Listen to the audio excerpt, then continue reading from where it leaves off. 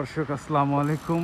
অনেকদিন পরে video upload করতেছি। আজকে আমরা এখন জাপানে বলতে গেলে এটা হচ্ছে বসন্তকাল, আর আপনারা যেটা দেখতে পাচ্ছেন এটা হচ্ছে সাকুরা।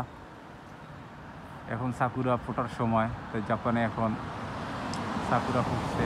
সাকুরা দুই ধরনের হয়, একটা হচ্ছে লাল, একটা সাদা। তো আমার সামনে যেটা আছে সেটা হচ্ছে সাদা। সাকুরা জাপানে বিখ্যাত, আর এটা হচ্ছে সাকুরার লেন। সবাই বিকালে ঘুরতে বের হয়েছে, কারণ সাকুরা দেখার জন্য। আসলে জাপান অনেক সুন্দর একটা দেশ। জাপানে দেখার মতো অনেক কিছুই আছে। আমি একটু উপরে ওঠার চেষ্টা করি। ও বাবা,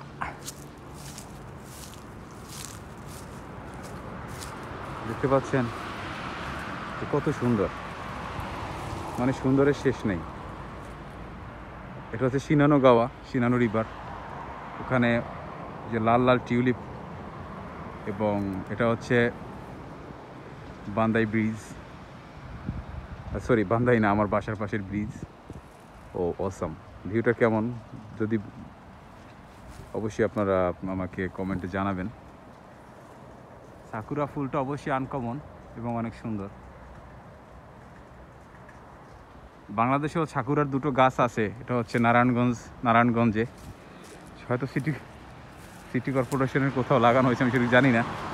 তবে রিসেন্টলি এটা Japan government Bangladesh Narayanganj city কর্পোরেশনের কাছে হস্তান্তর করছে। হয়তো সাকুরা ফুটতে অনেক সময় লাগবে, কিন্তু ফুটবে যদি বাংলাদেশের আবহাওয়ার সাথে ম্যাচিং করে। তো যদি কেউ বাংলাদেশে সাকুরা দেখতে চান, ওখানে যোগাযোগ করে যাবেন দেখার জন্য। সাকুরা ফুলটা অনেক সুন্দর একটি ফুল, এবং এটা সাকুরা ফুলটা আসলে বেসিক্যালি গাছের ডাল থেকে বের হয়।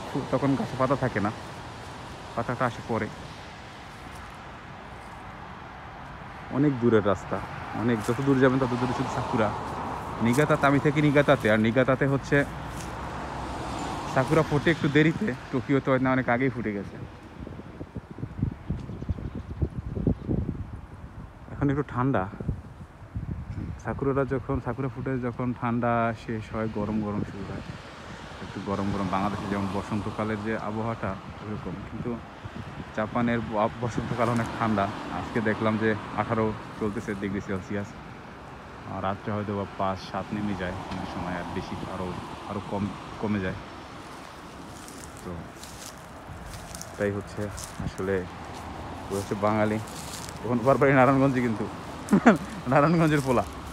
নারায়ণগঞ্জের পোলা, তুমি পাগোকে। নতুন আসছে নিগাতাতে, আর আগে টোকিওতে ছিল। খুব ভালো লাগতেছে আমার অনেকদিন পরে আমি ফিরি আজকে।